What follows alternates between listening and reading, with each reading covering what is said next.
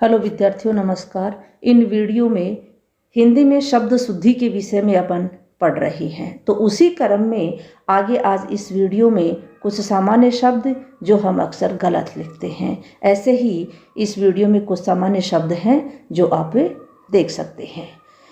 शब्द हैं पूर्वाह्न, है कि यहाँ पर हल है, अपराह्न और मध्याह्न। तीन शब्द हैं, देखने में ऐसे लग रहे हैं कि जैसे सही हैं, लेकिन तीनों शब्द गलत लिखे हुए हैं। तो तीनों शब्द सही कैसे लिखे जाएंगे, इसको समझेंगे शब्द के गठन से, शब्द में किस प्रकार से संधि हुई है, इससे इसे समझेंगे। तो शुद्ध इनका रूप जो है वो है पूर्वाह्न। शब्द का शुद्ध रूप है पूर्वाह्न, और ये दो शब्दों से मिलकर के बना है, पूर्व प्लस अहन। अहन मानी होता है दिन। तो दिन दोपहर से पहले का जो समय है वो पूर्वाह्न कहलाता है, और दोपहर के बाद का जो समय है वो अपराह्न कहलाता है।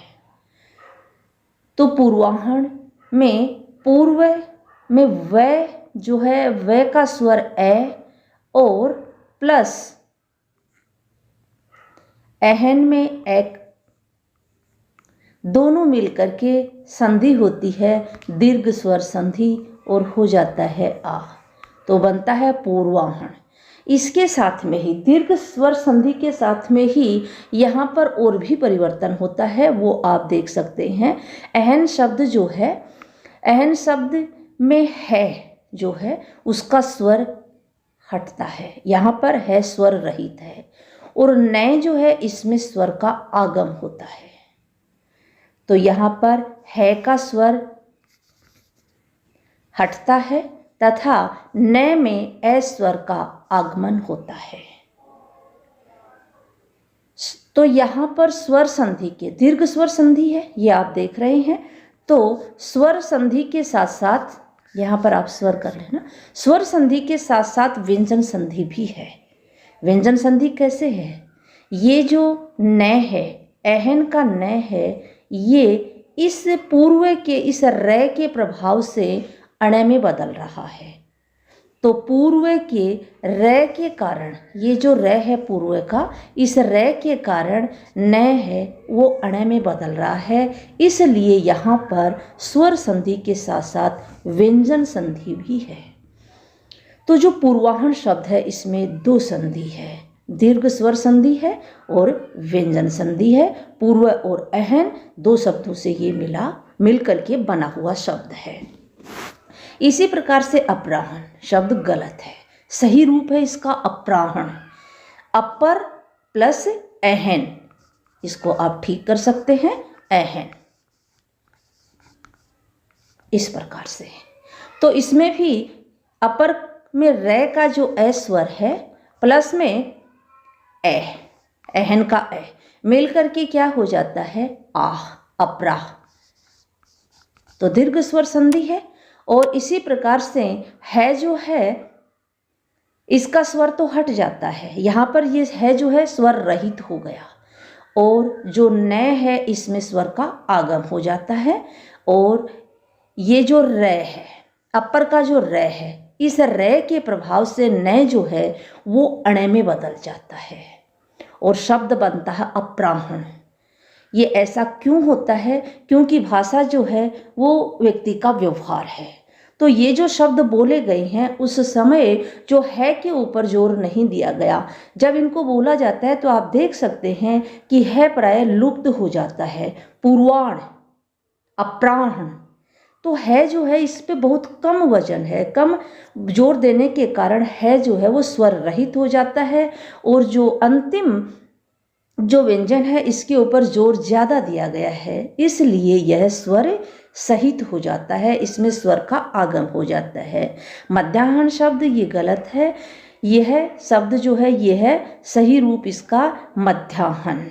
मध्य ये का ए स्वर और प्लस में अहन जो है उसका ए स्वर, दोनों मिलकर के क्या हो जाता है, आ स्वर बनता है, और दीर्घ स्वर संधि हो जाती है मध्याह्न। यहाँ पर र है नहीं, इसलिए न जो है न ऐसा ही रहता है। आगे जो है आप और शब्द हैं उनको भी देख सकते हैं। अज्ञानता, अगम, आधिक्य या आधिक्यता, अरध और अष्टवक्र, ये सभी शब्द यहाँ पर गलत लिखे हुए हैं। इनके शुद्ध रूप को आप देख सकते हैं। अज्ञानता जो है वो नहीं होता, अज्ञान शब्द शुद्ध है।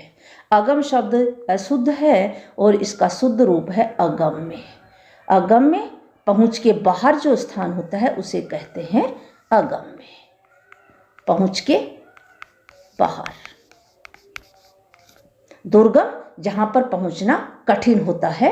दुर्गम शब्द का अर्थ होता है ये कि जहाँ पर पहुँचना कठिन होता है।